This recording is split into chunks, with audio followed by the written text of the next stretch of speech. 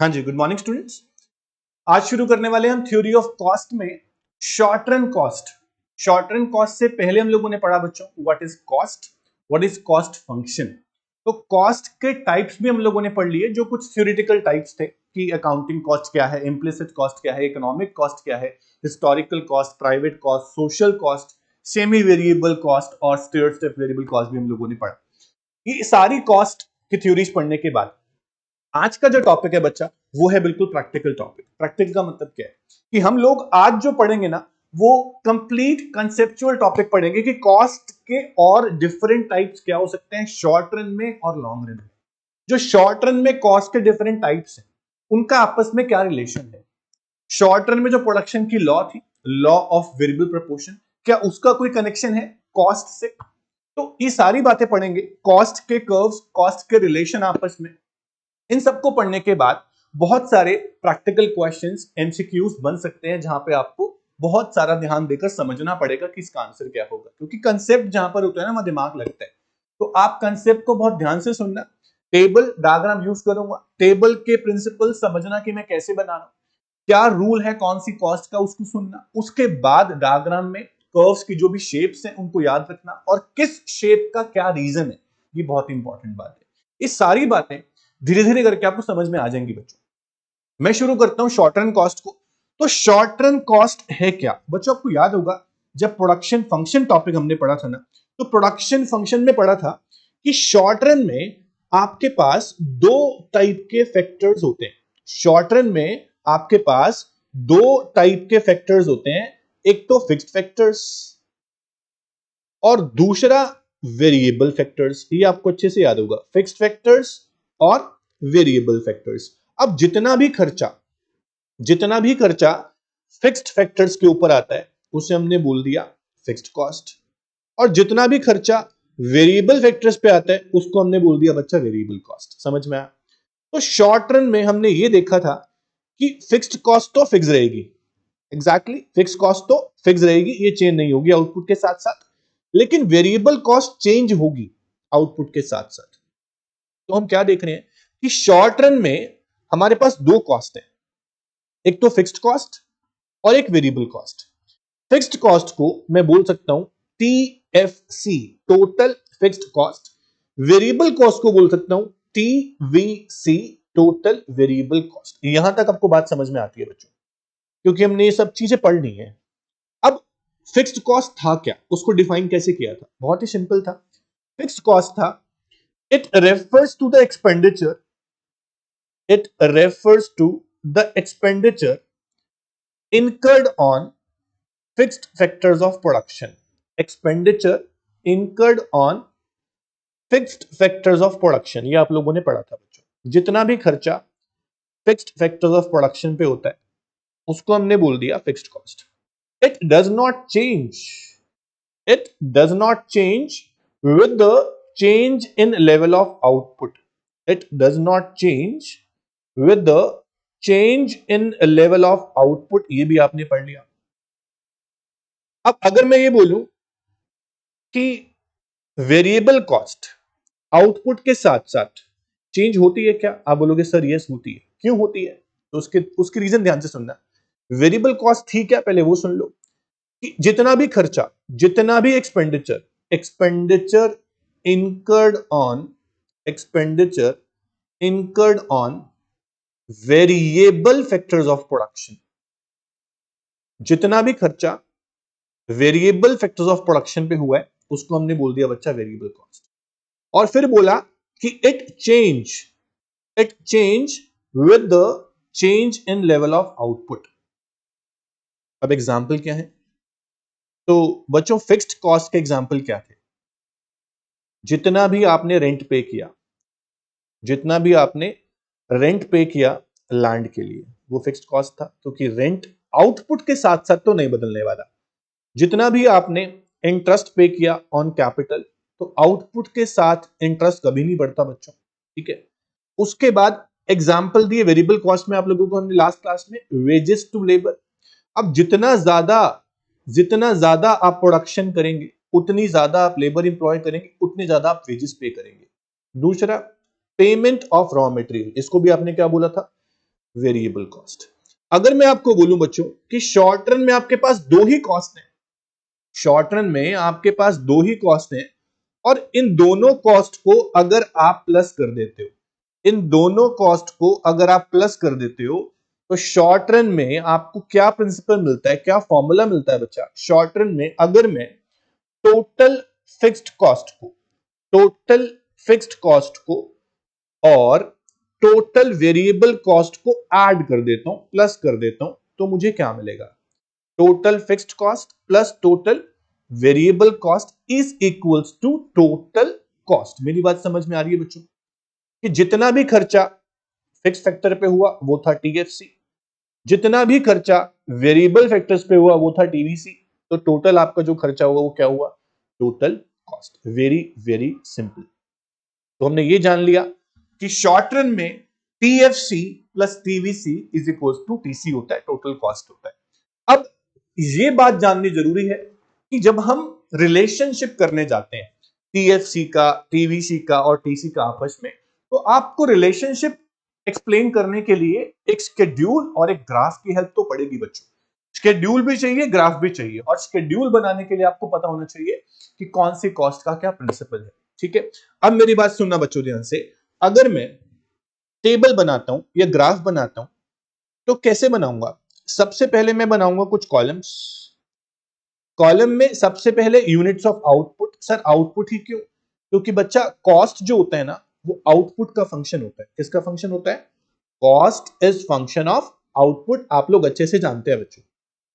ठीक है, तो यूनिट्स ऑफ आउटपुट लूंगा, टोटल फिक्स कॉस्ट लूंगा, उसके बाद टोटल वेरिएबल कॉस्ट लूंगा, टोटल वेरिएबल कॉस्ट के बाद टोटल कॉस्ट निकालूंगा, दोनों को प्लस करके, फिक्स कॉस्ट को और वेरिएबल कॉस्ट को। इतना आपको पता होना चाहिए। अब हम लोग क्या कर रहे हैं, सबसे पहले लिखते हैं यूनिट्स ऑफ आउटपुट। क्या लिखते हैं? Units of output. जो भी आप गुड्स प्रोड्यूस कर रहे हो, तो 0 1 2 3 4 5 6 7, मैंने यहां तक ले लिया बच्चों, 7 तक। आगे जरूरत पड़ेगी और भी ले लेंगे।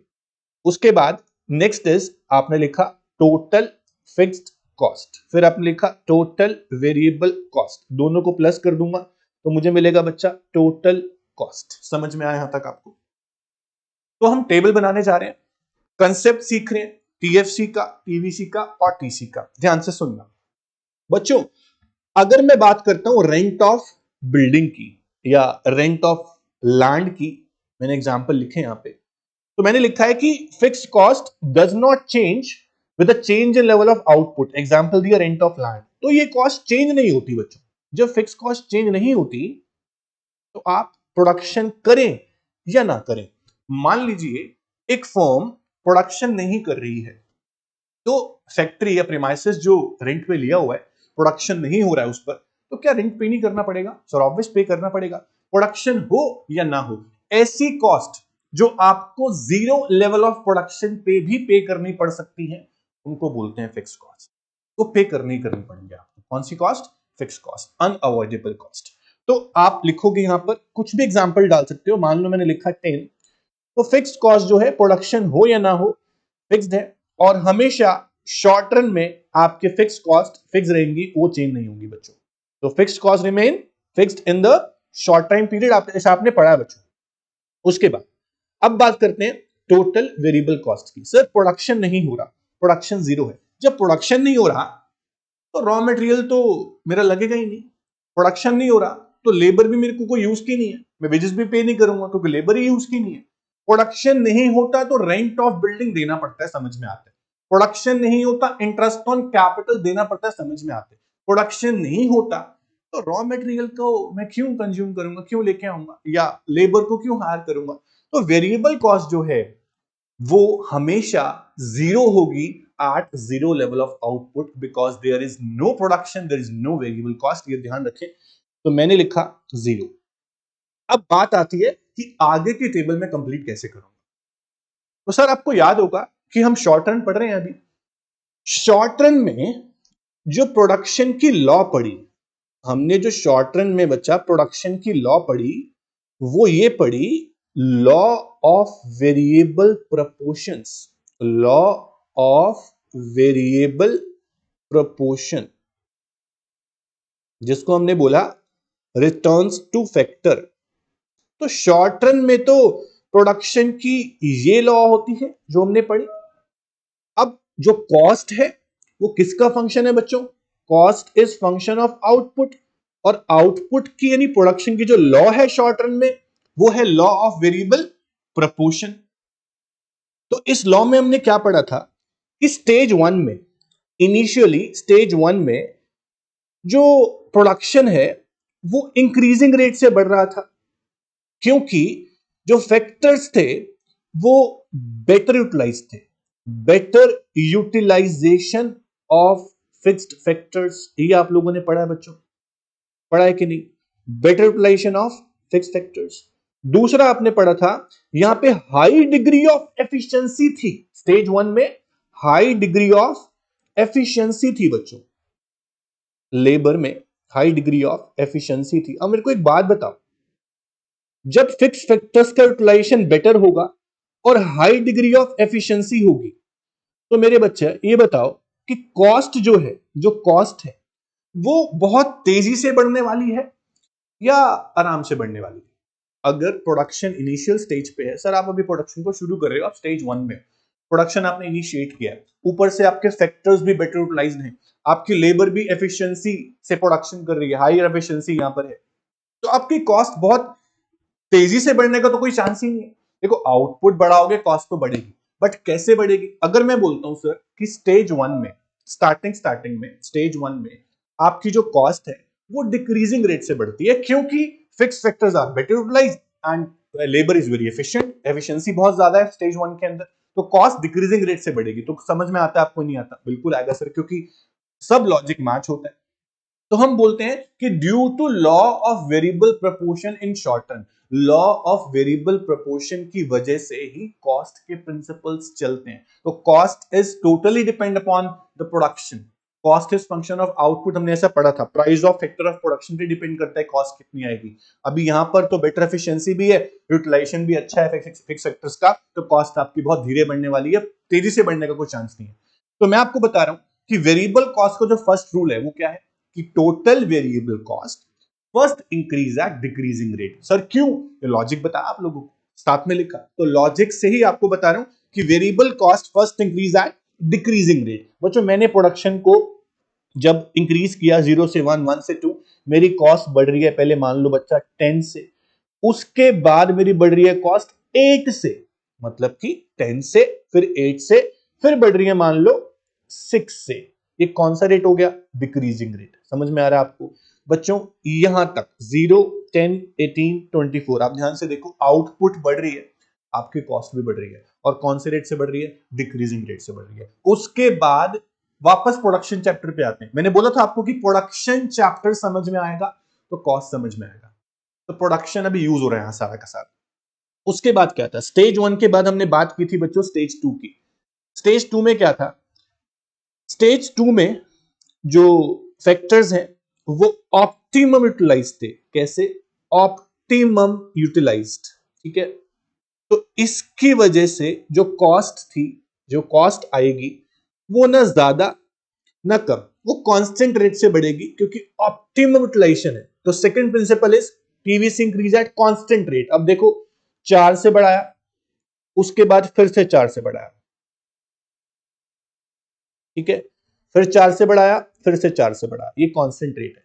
तो पहले कॉस्ट बढ़ेगी डिक्रीजिंग रेट से, उसके बाद कॉस्ट बढ़ेगी कांस्टेंट रेट से। अब स्टेज 3 पे आता हूं। आपको याद होगा स्टेज 3 में जो फैक्टर्स हैं, फिक्स फैक्टर्स, उनकी लिमिटेशन हो जाती है और ओवर क्राउड हो जाता है मशीन के ऊपर, तो fix factors are over utilised. क्या था?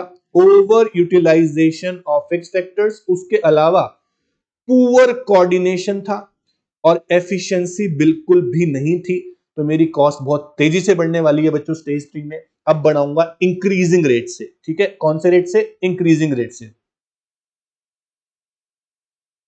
कितने से बढ़ाया मैंने बच्चों? 6 से, ठीक है। उसके बाद फिर से 8 से, उसके बाद मैंने बढ़ाया मान लो बच्चों 16 से, तो आप याद रखें कि आपकी वेरिएबल कॉस्ट के 3 रूल हैं, 3 प्रिंसिपल हैं। पहले डिक्रीजिंग रेट से, उसके बाद कांस्टेंट रेट से, उसके बाद इंक्रीजिंग रेट से। तो टीवीसी के तीनों प्रिंसिपल मैं आपको यहां लिख कर देता हूं बच्चों, आप लोग जरूर नोट करना क्योंकि बड़ा इंपॉर्टेंट है ये नोट करना। आपको याद होना चाहिए कौन सी कॉस्ट का क्या प्रिंसिपल है, ठीक है। सुनिए ध्यान से। सबसे पहला principle of total variable cost, principle of total variable cost, सबसे पहला टीवीसी फर्स्ट इंक्रीज एट, देखो टीवीसी तो बढ़ता ही रहेगा प्रोडक्शन के साथ साथ, first increase at decreasing rate. कौन से रेट से बच्चा? डिक्रीजिंग रेट से। TVC first increase at decreasing rate. उसके बाद second TVC increase at constant rate, ये दूसरा प्रिंसिपल है। तीसरा प्रिंसिपल है जब फैक्टर्स ओवर यूटिलाइज होते हैं, पुअर कोऑर्डिनेशन होता है, तो TVC increase at increasing rate. तो 3 रेट है, पहले डिक्रीजिंग रेट से, फिर कांस्टेंट रेट से, फिर इंक्रीजिंग रेट से। इस तरह से आपको टीवीसी के प्रिंसिपल याद करने हैं और टेबल बनानी है। अब टेबल में मैं क्या करूंगा, अगर मैं फिक्स्ड कॉस्ट को और वेरिएबल कॉस्ट को प्लस करता हूं, मुझे मिलता है टोटल कॉस्ट। तो 10 plus 0 is equals to 10, 10 plus 10 is equals to 20 and then 28 and then 34 and then 38, 32 plus 10 is 42, then 38 plus 10 48, 56 and 72, 0 1 2 3 4 5 6 7 8। Okay, तो आपका टीसी भी आ गया, टीवीसी भी आ गया, टीएफसी भी आ गया। अब मेरे पास एक टॉपिक बन गया बच्चों, अब मेरे पास एक टॉपिक बन गया कि what is the relationship between TFC, TVC and TC. क्या रिलेशन है टीएफसी में, टीवीसी में और टीसी में? बड़े ही ध्यान से सुनना बच्चों, इंपॉर्टेंट बात है। तो अब हम पढ़ते हैं relationship of TFC, TVC and TC, ठीक है। अब रिलेशनशिप करने के लिए मुझे बनानी है बच्चों डायग्राम, और डायग्राम के लिए चाहिए मुझे X axis and Y axis. मेरी बातों को बहुत ध्यान से सुनना। अब मैं डायग्राम बनाने जा रहा हूं बच्चों।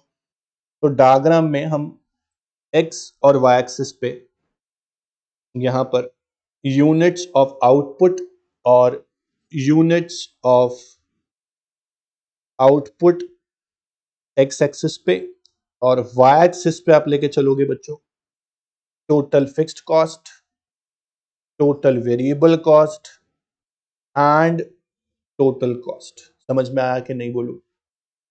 अब जो आपने स्केल लेना है वो कैसे लेना है? आपका आउटपुट जो है मैक्सिमम टेबल में मैंने 8 तक लिया बच्चों, तो 0 1 2 3 4 5 6 7 एंड 8। आपका टोटल कॉस्ट, टेबल पे आते हैं फिर से, आपका जो टोटल कॉस्ट है बच्चों मैक्सिमम जा रहा है 72 तक। समझ में आ रहा है आपको? तो 72 तक का स्केल कम से कम लेना है आपको। उसके लिए आप क्या करोगे, आप ले लीजिए बच्चों 10-10 का स्केल, 10 20 30 40 50 60 70 एंड 80। अब समझ गए होगे आप आगे क्या करना है बच्चों। सबसे पहले प्लॉट करेंगे टीएफसी, उसके बाद टीवीसी, उसके बाद टीसी, फिर तीनों का रिलेशन देखेंगे, तीनों कॉस्ट कर्व्स की शेप देखेंगे और समझेंगे ऐसा क्यों है। बहुत ही सिंपल आसान तरीके से बता रहा हूं मैं आपको। सबसे पहले टीएफसी, सर टीएफसी था फिक्स्ड 10 यूनिट, चाहे 0 हो चाहे 7 हो चाहे 8 हो, TFC is fixed that is 10। तो टीएफसी पे आपने 10-10 जो भी हैं सारे पॉइंट प्लॉट कर दिए, और आपका TFC will be straight line parallel to X axis. Logic समझ में आता है हमको अच्छे से कि जो टीएफसी है वो स्ट्रेट लाइन इसीलिए होता है क्योंकि TFC remain fixed at all level of output because fixed cost does not change in the short run. समझ में आ गया इतना आपको? टीएफसी की शेप हमारे पास आ गई। उसके बाद हम लोग क्या करेंगे, अब टीएफसी के बाद अब हम लोग क्या करेंगे, टीवीसी प्लॉट करेंगे। क्या प्लॉट करेंगे बच्चा? टीवीसी, ठीक है, ध्यान देना, टीवीसी प्लॉट करेंगे। टीवीसी के लिए, टीवीसी के लिए आपको टेबल फिर से देखनी पड़ेगी, और टेबल में देखो आप, आपका जो टीवीसी है 0 पे 0 है, उसके बाद फिर 10 है, 18 है, 24 28, इस तरह से हम प्लॉट करेंगे। तो मैं प्लॉट करता हूं, आप टेबल को नोट कर लेना बच्चों कि मैंने क्या बनाई है। तो 0 पे टीवीसी 0 समझ में आता है, उसके बाद 1 पे यूनिट जब 1 है आउटपुट की, टीवीसी 10, ये भी प्लॉट हो गया। उसके बाद 2 पे टीवीसी 18, 2 पे कितना है 18, 18 पे प्लॉट कर दिया सर यहां पर, ठीक है। उसके बाद 3 पे 24 है सर, मुझे याद है तो आप ध्यान से लिखेंगे, TVC 24 at 3 unit of output कितना है 24, ठीक है बच्चों। उसके बाद 4 पे टीवीसी 28, कितना है 4 पे 28, 5 पे कितना है सर, 5 पे है 32, कितना है सर 32, तो 32 प्लॉट कर देंगे हम। उसके बाद 38 है 6 यूनिट पे, 38, 7 पे है 42, 42, उसके बाद 42 नहीं बच्चों 46 होगा, 10 हो गया, 18 हो गया, 24 हो गया, 28 हो गया, 32 हो गया, उसके बाद 38 है, फिर 46 है, उसके बाद है अपना 62, ठीक है 38 भी हो गया, उसके बाद है 46, कितना है बच्चों 46, यहां पर पॉइंट लगेगा, नीचे वाला पॉइंट नहीं है, नीचे वाला पॉइंट हम लोग हटा देते हैं बच्चा। उसके बाद 46 के बाद बच्चा आपका है 62, 8 पे कितना 62। तो अब आप इस टीवीसी को ज्वाइन करेंगे तो इस तरह से आपका टीवीसी जाएगा बच्चों, टोटल वेरिएबल कॉस्ट, इतना समझ में आता है आपको। तो इस तरह इसे बोलते हैं inverse S shape, total variable cost की जो शेप दिख रही है आपको इसे बोलते हैं इनवर्स एस शेप, ठीक है। अब टीसी प्लॉट करते हैं, 0 पे टीसी आपका 10 है, क्योंकि total cost can never be 0 because total cost include total fix cost. Sir total cost submission था टीएफसी का और टीवीसी का, और आउटपुट अगर 0 भी क्यों ना हो फिक्स कॉस्ट तो लगती है, तो टोटल कॉस्ट के अंदर फिक्स कॉस्ट तो है, तो टीसी का भी 0 नहीं होगा, टीसी वहां से शुरू होगा जहां से टीएफसी शुरू होता है, क्योंकि 0 आउटपुट पे जितना टीएफसी था उतना ही टीसी था। तो 10 के बाद 28 था सर, 28 प्लॉट कर देंगे आप, ठीक है। उसके बाद 34 था, 34 प्लॉट कर देंगे आप। उसके बाद 38 था, 38 प्लॉट कर देंगे सर। इस तरह से आप जब प्लॉट करते जाएंगे तो प्लॉट करने के बाद आपका जो टीसी कर्व होगा वो भी सेम इनवर्स एस आएगा, बिल्कुल टीवीसी के पैरेलल जाता हुआ। आप ऐसा प्लॉट करेंगे, जब आप बना लेंगे आपका इस तरह से ही बनेगा डायग्राम, ठीक है। तो आपका टीसी भी हो गया, टीवीसी भी हो गया और टीएफसी भी हो गया। थोड़ा साफ सुंदर बना देते हैं इसको,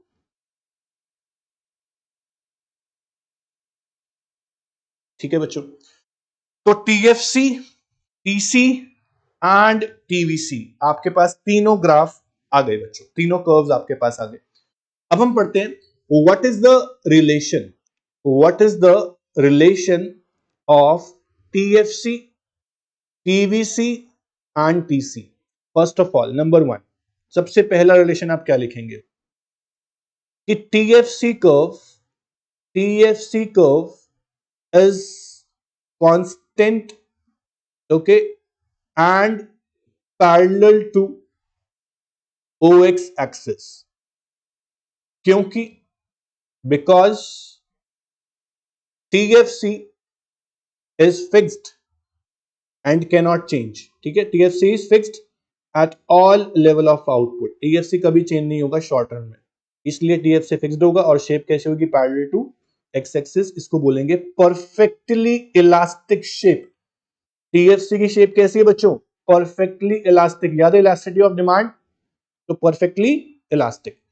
दूसरा पॉइंट क्या लिखेंगे सर, दूसरा पॉइंट ये बनेगा कि total variable cost curve and total cost curve both are inverse S shape, upward sloping inverse S shape. TVC and TC both the curves, both the curves are upward sloping, ऊपर की तरफ बढ़ते हुए, output के साथ साथ cost बढ़ रही है, upward sloping inverse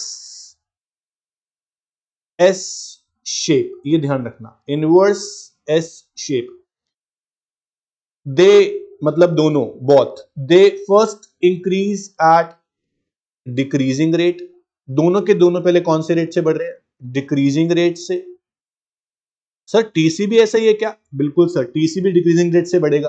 TC increase at decreasing rate, then increase at constant rate. उसके बाद दोनों के दोनों कर्व कांस्टेंट रेट से बढ़ रहे हैं, दोनों कॉस्ट, टीवीसी भी और टीसी दोनों की बातें कर रहा हूं। And then increase at increasing rate. तो पहले डिक्रीजिंग रेट से, फिर कांस्टेंट रेट से, उसके बाद इंक्रीजिंग रेट से। सर क्यों? Logic, because of law of variable proportion, ये आप लिखेंगे, because of law of variable proportion, ऐसा आप लोग लिखेंगे। तो लॉ ऑफ वेरिएबल प्रपोर्शन की वजह से टीवीसी और टीसी दोनों के दोनों upward sloping inverse S shape होते हैं। पहले डिक्रीजिंग रेट से बढ़ती है कॉस्ट, फिर कांस्टेंट रेट से बढ़ती है, फिर इंक्रीजिंग रेट से। जो टीवीसी में होता है वही सेम टीसी में भी होता है बच्चों। देखो टीसी पहले 10 से बढ़ रहा है, फिर 8 से बढ़ रहा है, फिर 6 से बढ़ रहा है, डिक्रीजिंग रेट हो गया, फिर 4 से बढ़ रहा है, फिर 4 से बढ़ रहा है, कांस्टेंट रेट हो गया, फिर 6 से बढ़ रहा है, 8 से बढ़ रहा है, इंक्रीजिंग रेट हो गया। तो जो टीवीसी का बढ़ने का रेट है वही रेट टीसी के बढ़ने का है। ऐसा क्यों सर? क्योंकि टीसी के अंदर सिर्फ एक टीएफसी ऐड हुआ है जो कांस्टेंट है, रेट नहीं बदलेगा, उससे रेट सेम रहेगा। तो आपको समझ में आ गया कि टीएफसी की शेप क्या है, टीवीसी की शेप क्या है और टीसी की शेप क्या है। इतना समझ में आपको आ गया बच्चों? अब ये देखो, एक और इंपॉर्टेंट पॉइंट बनता है। वो पॉइंट क्या है? The distance, the distance between TC and TVC remain same, remain same at all level of output। बच्चों ध्यान से देखना, टीसी और टीवीसी के बीच का जो डिस्टेंस है, ये डिस्टेंस, ये किस चीज का है बच्चों? ये है टोटल फिक्स कॉस्ट का। क्योंकि TC minus TVC is equal to TFC होता है बच्चों। ये आपको समझ में आता है? या टीवीसी प्लस टीएफसी, टीसी था ना, और टीसी में से आप माइनस कर दोगे टीवीसी को तो बचेगा टीएफसी। तो दोनों के बीच का जो डिस्टेंस है वो किस चीज का है? टीएफसी का है। और टीएफसी तो हमेशा कांस्टेंट होता है, हमेशा 10 10 10 रहेगा। तो डिस्टेंस हमेशा सेम रहेगा टीसी और टीवीसी के बीच में। Therefore they are parallel to each other, therefore they are parallel to each other. TC और टीवीसी पैरेलल होते हैं क्योंकि डिस्टेंस टीएफसी का है और वो हमेशा फिक्स्ड रहता है, कांस्टेंट रहता है। एक बात और जान लें, TC and TVC will never meet और intersect each other. TC and TVC will never meet और इंटरसेक्ट ईच अदर। ये बात ध्यान रहे बच्चों, क्योंकि कभी मीट नहीं करेंगे, डिस्टेंस टीएफसी का हमेशा बना रहेगा, ठीक है, इसलिए मीट भी नहीं करते ना इंटरसेक्ट करते। ये बात आप ध्यान रखें। लास्ट और इंपॉर्टेंट बात वो क्या है? लास्ट और इंपॉर्टेंट बात क्या है कि total fixed cost is equal to total cost at zero level of output.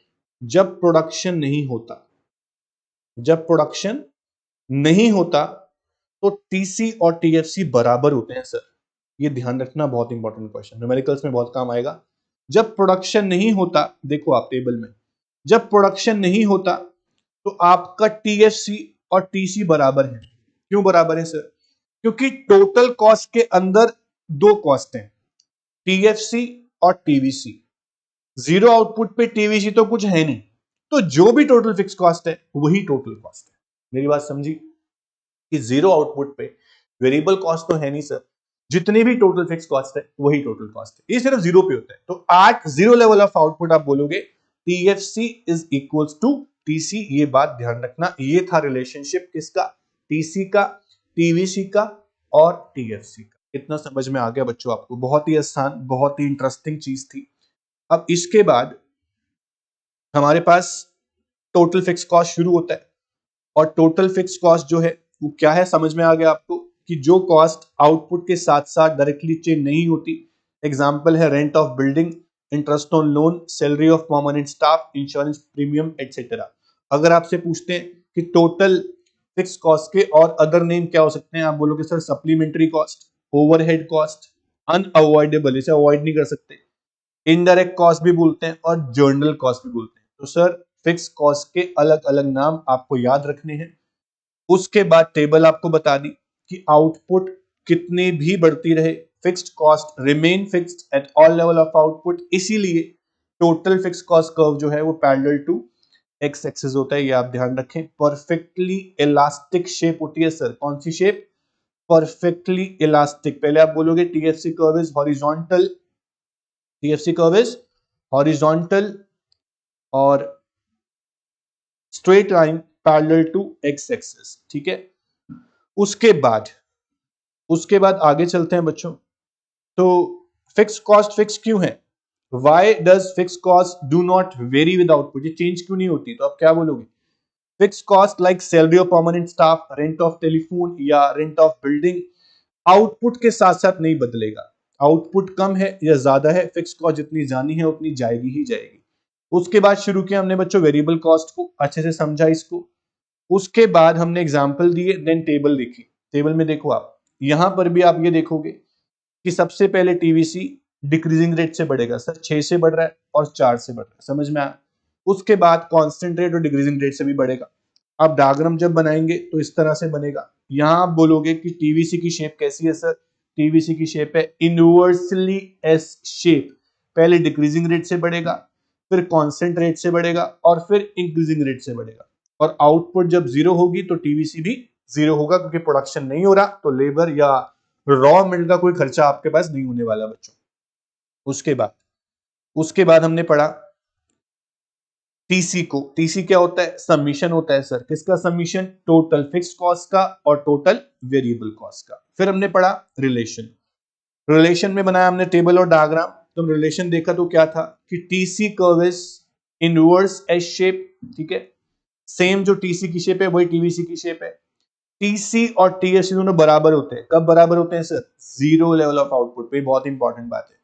TC और टीवीसी पैरेलल होते हैं, ठीक है। डिस्टेंस सेम रहता है क्योंकि टीएफसी का डिस्टेंस है और टीएफसी हमेशा कांस्टेंट होगा। ये सारी बातें हमने पढ़ ली बच्चों, हम सिर्फ रिवाइज कर रहे हैं। ये आपका रिलेशन है। जितने भी पॉइंट्स है आपको नोट्स में दिए हैं बच्चों, इसको ध्यान से पढ़ना और डाउट आपको नहीं आने वाला है, क्योंकि बहुत अच्छे से समझ में आ गया हम लोग। अब एक इंपॉर्टेंट बात सुनना कि क्या है, बहुत इंपॉर्टेंट बात, कि normal profit is a part of total cost. ये कैसा क्वेश्चन है? क्या कॉस्ट के अंदर प्रॉफिट इंक्लूड होता है? सर जब भी आप प्रोडक्शन करते हो, आपने गुड्स का प्रोडक्शन किया, आपका फिक्स कॉस्ट का खर्चा भी आया, वेरिएबल कॉस्ट का खर्चा भी आया। देखो लैंड के लिए आपने रेंट पे कर दिया, लेबर के लिए आपने वेजेस पे कर दिए, कैपिटल के लिए आपने इंटरेस्ट पे कर दिया। एंटरप्रेन्योर कहां गया? तो एंटरप्रेन्योर का प्रॉफिट भी आप निकाल के चलो पहले, उसे भी मानो कि ये कॉस्ट है। उसके बाद जो बचेगा वो होगा आपका प्रॉफिट। मेरी बात समझना कि एंटरप्रेन्योर का जो खर्चा है वो क्या है? वो प्रॉफिट। प्रॉफिट भी पार्ट ऑफ कॉस्ट होना चाहिए ना, क्योंकि 4 फैक्टर ऑफ प्रोडक्शन होते हैं, लैंड, लेबर, कैपिटल, एंटरप्रेन्योर। आप लैंड का खर्चा मान के चल रहे हो, रेंट, लेबर का खर्चा वेजेस आप मान के चल रहे हो, कैपिटल खर्चा आप इंटरेस्ट मान के चल रहे हो, तो एंटरप्रेन्योर का खर्चा नहीं है क्या? वो क्या है? प्रॉफिट। तो हम बोलते हैं profit is a part of total cost. ये सुनना ध्यान से मैं क्या बोल रहा हूं। Normal profit is defined as minimum reward that is just sufficient to keep the entrepreneur supplying his services. Entrepreneur काम करता रहेगा अपना, उसको पैसे मिलते रहेंगे, वो उसकी पेमेंट है जो प्रॉफिट है। तो प्रॉफिट को भी हम पार्ट ऑफ टोटल कॉस्ट मान के चलते हैं, इस बात को कभी मत भूलना। बहुत सिंपल बात है पर बच्चे याद नहीं रखते इस चीजों को।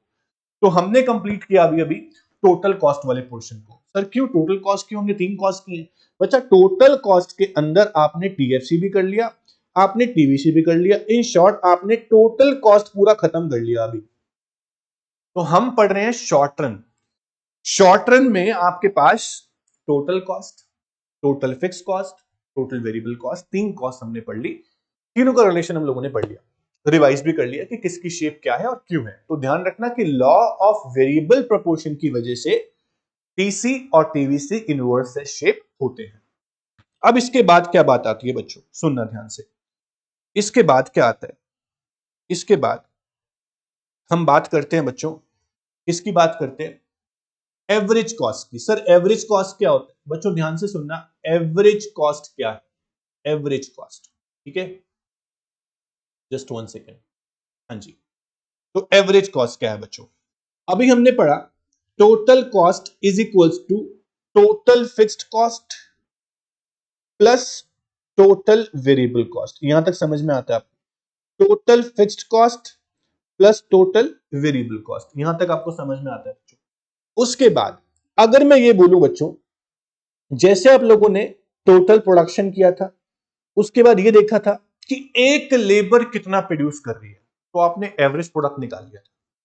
क्या मैं बोल सकता हूं कि टोटल जितना भी आउटपुट मैंने प्रोड्यूस किया उसका टोटल खर्चा टीसी है, तो एक यूनिट ऑफ आउटपुट का कितना खर्चा होगा? निकाल लेते हैं सर, टोटल कॉस्ट को डिवाइड कर देते हैं आउटपुट से, तो एक का खर्चा आ जाएगा। उस एक यूनिट के खर्चे को आप क्या बोलेंगे? Average cost. क्या बोलेंगे? Average cost. तो एवरेज का मतलब क्या है? हमेशा पर यूनिट, कि एक यूनिट का कितना खर्चा है। तो सर मैं क्या करता हूं, मैं टोटल कॉस्ट को भी डिवाइड कर देता हूं क्वांटिटी ऑफ आउटपुट से, मैं टोटल फिक्स्ड कॉस्ट को भी डिवाइड कर देता हूं क्वांटिटी ऑफ आउटपुट से, मैं टोटल वेरिएबल कॉस्ट को भी डिवाइड कर देता हूं क्वांटिटी ऑफ आउटपुट से। तो मेरे पास क्या आता है? यहां मेरे पास आता है टोटल कॉस्ट को डिवाइड करूंगा क्वांटिटी से, मेरे पास आएगा सर एवरेज टोटल कॉस्ट। क्या आएगा? एवरेज टोटल कॉस्ट या average cost, both are same thing. अगर मैं टोटल फिक्स कॉस्ट को डिवाइड करूंगा क्वांटिटी से, मेरे पास आएगा एवरेज फिक्स कॉस्ट। अगर मैं टोटल वेरिएबल कॉस्ट को डिवाइड करूंगा क्वांटिटी से, मेरे पास आएगा average variable cost. Sir 3 cost और निकल के आ गई बच्चों, देखो 3 से 6 हो गई ना। Total cost, total fix cost, total variable cost. अब हमारे पास है average total cost, average fix cost and average variable cost. एक बार तीनों कॉस्ट को आराम से समझते हैं कि तीनों कॉस्ट क्या है, एसी क्या है, एएफसी क्या है, एवीसी क्या है। ध्यान से सुनना बच्चों। सबसे पहले देखते हैं बच्चों कि what is average total cost या फिर एवरेज कॉस्ट। तो आप क्या लिखोगे? व्हाट इज एसी और ATC? It refers to the per unit, it refers to the per unit of total cost of output produced। जितना भी टोटल खर्चा आपने किया है टोटल आउटपुट को प्रोड्यूस करने के लिए, उसका पर यूनिट, मतलब कि एक यूनिट का कितना खर्चा है। तो मैं बोलता हूं sir average cost can be obtained through total cost divide by quantity of output, very simple. उसके बाद हम बात करते हैं बच्चों एवरेज फिक्स्ड कॉस्ट की। तो ये क्या है? तो आप बोलोगे इट रेफर्स टू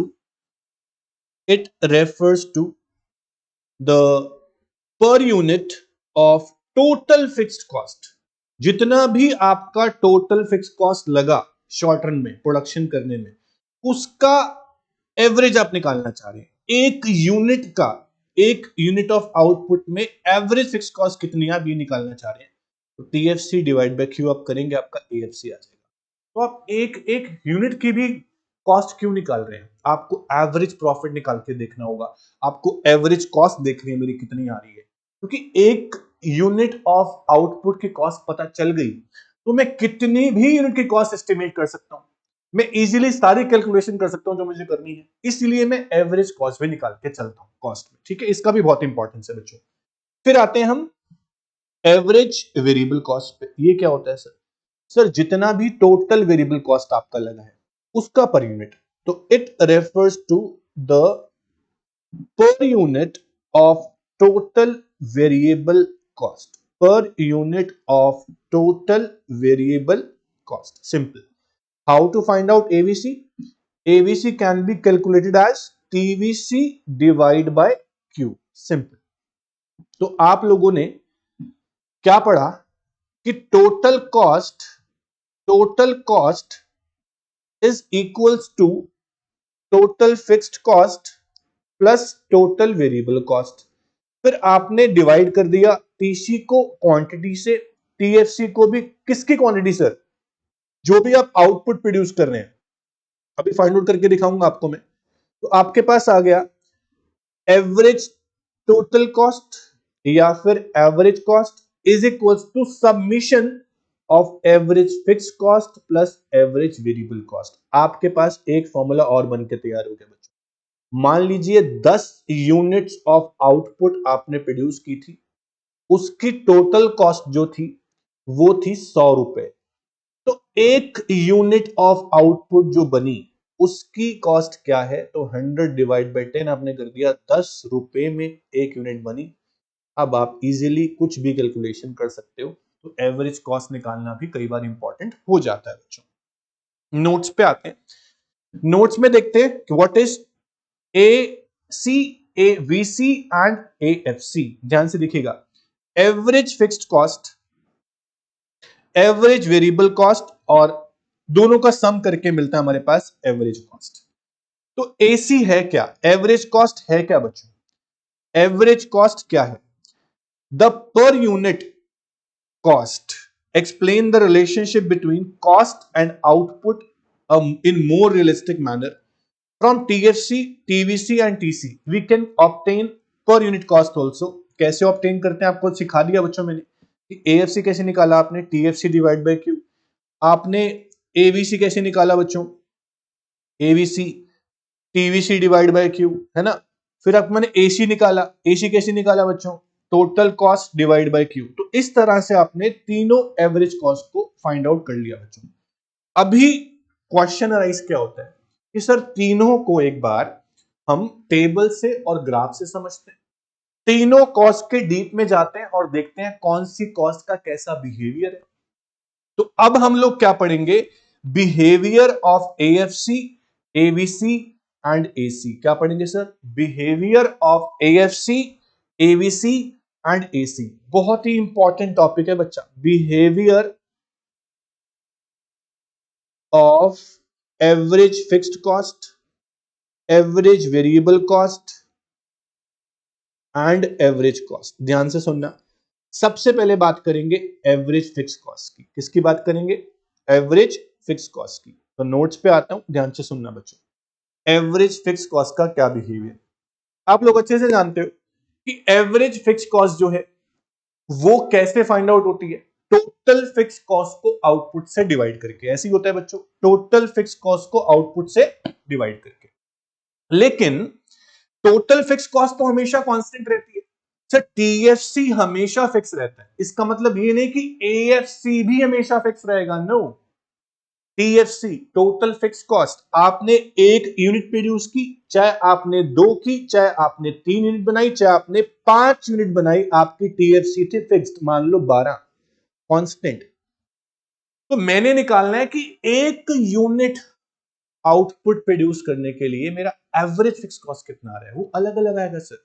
आपने जब एक यूनिट बनाई तो कॉस्ट तो 12 थी, लेकिन जब 2 बनाई तो कॉस्ट तब भी 12 थी फिक्स कॉस्ट। लेकिन जब 2 यूनिट बनाई फिक्स कॉस्ट 12 थी, तो एक यूनिट की फिक्स कॉस्ट कितनी हुई, देखा हमने तो 6 आया।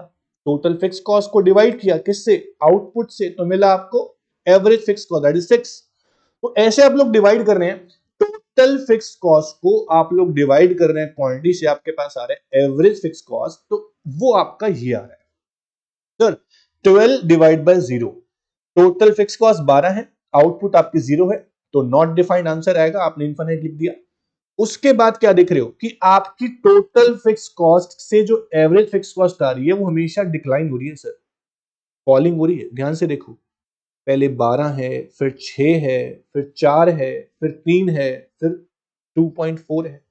तो एवरेज फिक्स कॉस्ट डिक्लाइन हो रही है। तो टोटल फिक्स कॉस्ट रहती है कांस्टेंट और एवरेज फिक्स कॉस्ट होती है हमेशा डिक्लाइन, क्योंकि आपका टीएफसी तो कांस्टेंट है, लेकिन जो डिनोमिनेटर है आउटपुट है, टीएफसी बाय क्यू, क्यू मतलब आउटपुट, वो बढ़ता ही जा रहा है।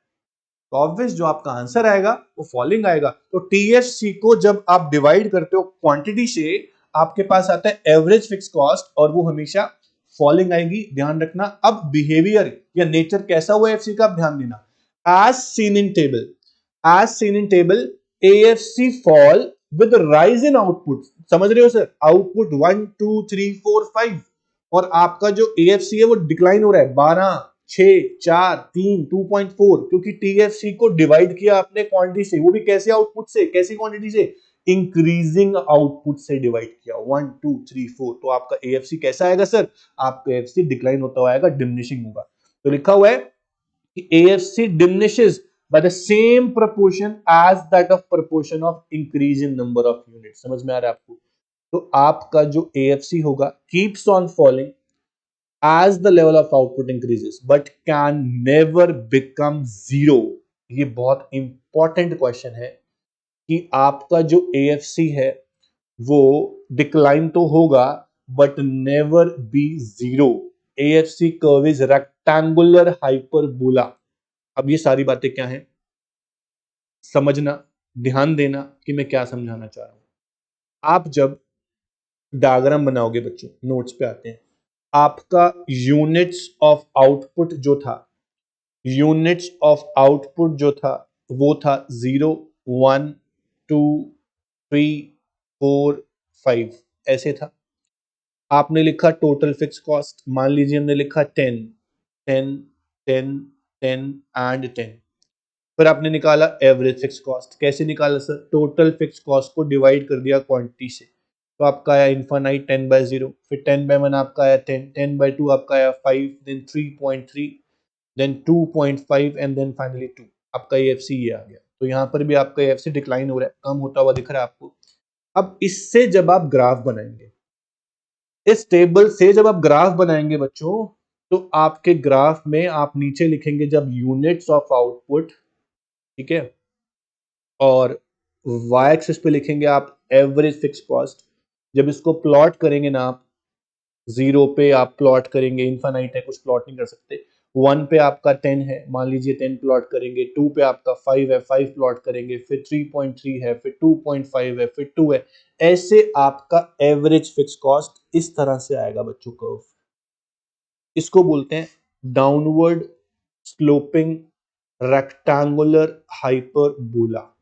डाउनवर्ड स्लोपिंग समझ में आता है हमको, क्योंकि एएससी कंटिन्यू फॉल हो रहा है, तो ऑब्वियस डाउनवर्ड स्लोपिंग तो होगा ही। पहले 10 है, फिर 5 है, फिर 3.3 है, उसके बाद 2.5 है, उसके बाद देखो आप 2 है। तो आपका एएफसी लगातार गिर रहा है, तो डाउनवर्ड स्लोपिंग तो होगा ही सर। सर ये बता दो व्हाट इज रेक्टेंगुलर हाइपरबोला, ये इंपॉर्टेंट है। तो रेक्टेंगुलर हाइपरबोला होता क्या है, मेरी बात समझना बच्चों। AFC curve is downward sloping rectangular hyperbola, हमने ये पढ़ लिया। A rectangular hyperbola is a curve in which any rectangle form under the curve has the same area। Rectangular hyperbola curve वो होता है जब कोई भी ट्रायंगल बनाया जाए। बच्चा ध्यान से सुनना, ये बन गया एक ट्रायंगल, ट्रायंगल बोल रहा हूं, रेक्टेंगल, ये रेक्टेंगल बन गया। फिर एक और रेक्टेंगल बनाऊंगा मैं। अभी इस वाले रेक्टेंगल को देखो, जब यूनिट आपकी 1 थी और कॉस्ट आपकी 10 थी। एरिया कैसे निकालते हैं रेक्टेंगल का? आपने इस पूरी आउटपुट को और इस पूरी कॉस्ट को आपस में मल्टीप्लाई कर दिया। 10 इंटू 1 इज इक्वल्स टू 10। आपका एरिया कितना आया सारा? ये 10 का एरिया। उसके बाद आपने फिर से रेक्टेंगल बनाया, आपकी कॉस्ट थी 5 और आपकी यूनिट थी 2। आपको दिख रहा होगा 2 एंड 5 मल्टीप्लाई करेंगे। 5 into 2 is equal to 10। Area आपका अभी भी 10 आया। उसके बाद आपकी आउटपुट थी 3 और जो एएफसी था वो 3.33। मल्टीप्लाई करेंगे 3.33 और 3 को आपका 10 आएगा बच्चों अप्रोक्स। ये भी आपका एरिया 10 का हुआ। तो जितने भी रेक्टेंगल्स बन रहे हैं उन सबका जो एरिया आ रहा है वो सेम आ रहा है। फिर से देखो, आपकी आउटपुट थी 4, एएफसी था 2.5, मल्टीप्लाई किया 2.5 इंटू 4 इज इक्वल टू 10। आपका एरिया हर बार, आपका जो रेक्टेंगल का एरिया है, कोई भी रेक्टेंगल आप बना रहे हो उसका जो एरिया है वो हमेशा सेम आता है कर्व के अंडर जो एरिया बनेगा। तो इस वजह से देखो यहां पे आप बच्चों, आपका जो यहां टेबल था नोट्स के अंदर वो था 12 और आउटपुट थी आपकी 1। जब आउटपुट 1 थी तो आपका रेक्टेंगल जो बनेगा बच्चों वो बनेगा ये वाला 12 और 1। फिर आपका 6 था, आउटपुट थी आपकी 2। फिर आपका 3 था, ये थी आपकी एफसी 4। आपका 4 था तो आपकी थी 3। तो ये आपका एरिया हमेशा 12 का है। तो रेक्टेंगल जो बन रहा है कर्व के नीचे, एएफसी कर्व के नीचे, उसका एरिया जो है हमेशा सेम रहता है, इसलिए हम बोलते हैं कि AFC curve is downward sloping. तो है क्योंकि फॉल हो रहा है, लेकिन रेक्टेंगुलर हाइपरबोला है सर, दोनों का रीजन अलग अलग है। डाउनवर्ड स्लोपिंग का रीजन अलग है, रीजन क्या है कि AFC continue fall, therefore it is downward sloping. दूसरा, एएफसी जो है उसके नीचे जो रेक्टेंगल बन रहे हैं उनका एरिया हमेशा सेम है एट ऑल पॉइंट्स, इसलिए वो रेक्टेंगुलर हाइपरबोला है। दोनों का रीजन अलग है, ये रीजन है डाउनवर्ड स्लोपिंग का, ध्यान देना, ये रीजन है डाउनवर्ड स्लोपिंग का, और जो नीचे वाला रीजन है वो है हाइपरबोला का। ठीक है, तो आपको सभी कर्व की शेप विद रीजन पता होनी चाहिए, तब मजा आता है। अब एवरेज फिक्स कॉस्ट का एक फीचर और है कि AFC does not touch any of the axes, न एक्स एक्सेस को, एनी ऑफ द एक्सेस, न एक्स एक्सेस को न वाई एक्सेस को, किसी को भी टच नहीं करता। ऐसा क्यों sir? AFC does not touch any of the axes. As AFC is rectangular hyperbola, it approaches both the axes, it get nearer and nearer to the axis but never touches them. एक reason बताता हूं बच्चों, ध्यान से देखो, आपका total fix cost 10 है, ये हमेशा 10 रहेगा। आपकी आउटपुट बढ़ती जाएगी, 6, 7, 8, 9, 10, कितना भी आप लिख लें, आपकी आउटपुट बढ़ती जाएगी। आउटपुट कितनी भी बढ़ जाए, आप 10 को, टीएफसी को डिवाइड करेंगे 9 से, या मान लो 1000 से भी डिवाइड कर देंगे ना 10 को, तब भी आपका जीरो नहीं आएगा। और जब तक आपका एएफसी जीरो नहीं आया, तो वो कैसे टच करेगा एक्स एक्सिस को? एक्स एक्सिस को टच करने का मतलब पता है क्या है? अगर एएफसी एक्स एक्सिस को टच करता है, इसका मतलब ये है कि एएफसी जीरो हो गया बच्चों। मान लो 7 यूनिट पे एएफसी जीरो हो गया, और एएफसी क्या कभी जीरो हो सकता है? AFC can never be zero। क्यों? क्योंकि टोटल फिक्स कॉस्ट आपकी हमेशा कांस्टेंट रहेगी, कुछ ना कुछ तो वैल्यू रहेगी, उसको आप कितने भी नंबर से डिवाइड कर दो, AFC can never be zero. AFC zero नहीं आएगा तो वो टच भी नहीं करेगा ना एक्स एक्सिस को ना वाई एक्सिस को, एक्स को टच नहीं करेगा, क्योंकि समझ में आ गया आपको AFC कभी जीरो नहीं होगा। तो AFC does not touch any of the axes. AFC can never touch x-axis as TFC can never be zero। समझ में आपको आ गया होगा। और AFC curve never touch y-axis at zero level of output because TFC's positive value and any positive value divide by zero, कभी आपका zero नहीं आएगा, वो आएगा आपका इनफाइनाइट वैल्यू। तो आपका AFC ना टच करता है एक्स एक्सिस को, ना टच करता है वाई एक्सिस को। बड़ी ही इंपॉर्टेंट बात है बच्चों, इसको नहीं भूलना। AFC जीरो आ नहीं सकता, क्योंकि टोटल फिक्स्ड कॉस्ट कभी जीरो नहीं होता। अगर टोटल फिक्स्ड कॉस्ट जीरो हो जाए तो AFC भी आ जाएगा जीरो, क्योंकि zero by something is zero.